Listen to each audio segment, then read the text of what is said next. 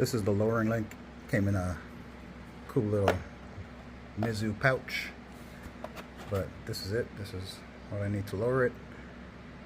Made in Germany, so should be quality stuff. And this is the measurement with the bike standing straight up to the foot peg.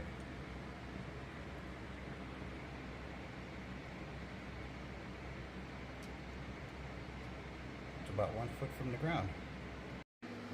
Okay, on the right side of the bike, there's these little clamps that just detach, and then there's a couple of screws back here that take off this fairing piece here.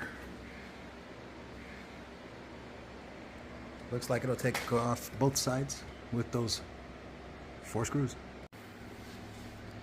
This is how the shock demonstration looks once it's open. So I'm looking at that bolt there and that bolt there, and in order to take the shock off, but of course you want to take some weight off of the suspension, so I'm actually going to lift the rear. There it is, rear tire is off the ground. I'm able to turn it. Okay, so in order to get to that bolt there, I had to take out the battery. No big deal, but it did take a little bit of time to get it right. So now I'm actually able to access the top bolt of the shock, and the bottom one is already broken loose. So let's finish it up.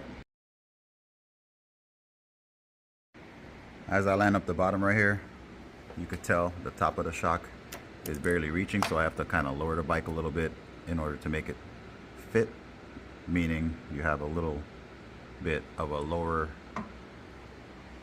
ride height. So this is the old collar, and the new one looks a lot thinner right there.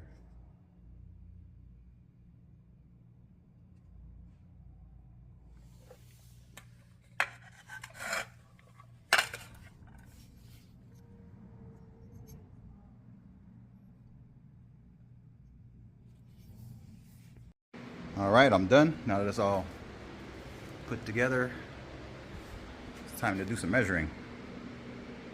Let me get it off the jack real quick. Okay, after lowering the bike with the Mizu link, it looks like it went down about ½ inch from my measurement. Now it's about 11.5.